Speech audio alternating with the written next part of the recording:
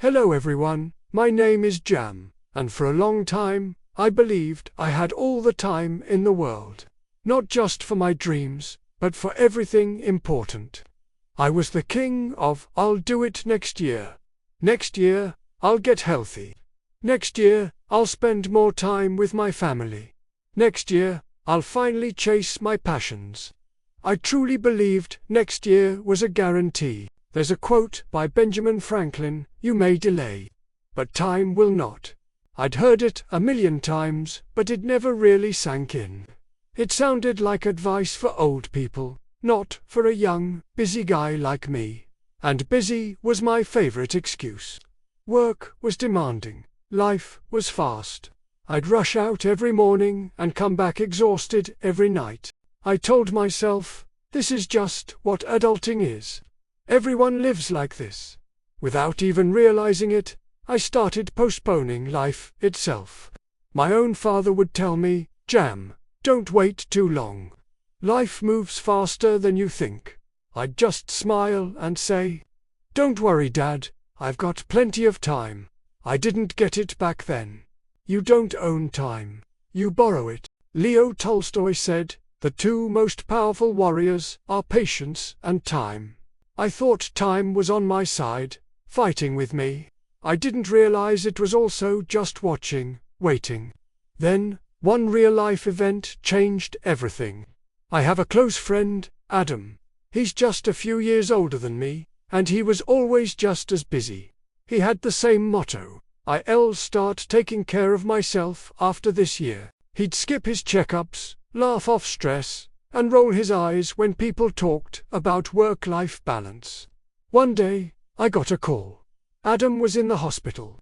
The doctors said his condition had been growing silently for years. He thought he had time, too. That night, I couldn't sleep. For the first time, I felt a deep, cold fear.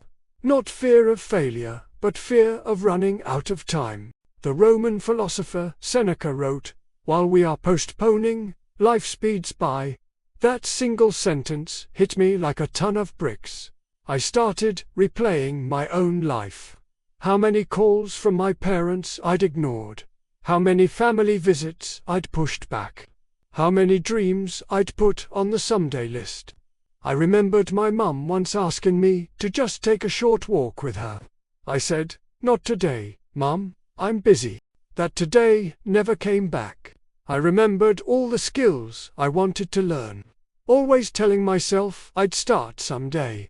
But someday had become a habit, and our habits quietly build our future. One morning, while getting ready for work, I felt a sudden wave of dizziness. It wasn't anything serious, but it scared me. I looked at myself in the mirror and asked a simple question, "Jam, what are you waiting for?" James Clear, the author of Atomic Habits, wrote, "You do not rise to the level of your goals, you fall to the level of your systems." My system was delay. And delay was slowly, quietly stealing my life. I decided to make a change. Not next year. Not next month. That very day, I booked a full health checkup. I started going to bed earlier. I started calling my parents more often. I just stopped saying later for the things that truly mattered.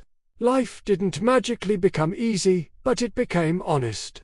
And I realized something crucial. Time doesn't just disappear in a flash. It slips away quietly, one later at a time. Mark Twain once said, "The secret of getting ahead is getting started." I really wish I'd understood that sooner. Now, whenever I feel the urge to put something important off, I tell myself, "I thought I had time." I was wrong. If you're listening to this and it sounds familiar, please, don't wait for a dramatic wake-up call like I did. Call that person you miss. Start that project you keep delaying. Take care of your health. Do it now. Because one day, time will make the decision for you, and it won't ask for your permission. This is Jam, and this isn't just a story. It's a reminder for all of us. Don't wait for next year. Your life is happening right now. Thanks for watching.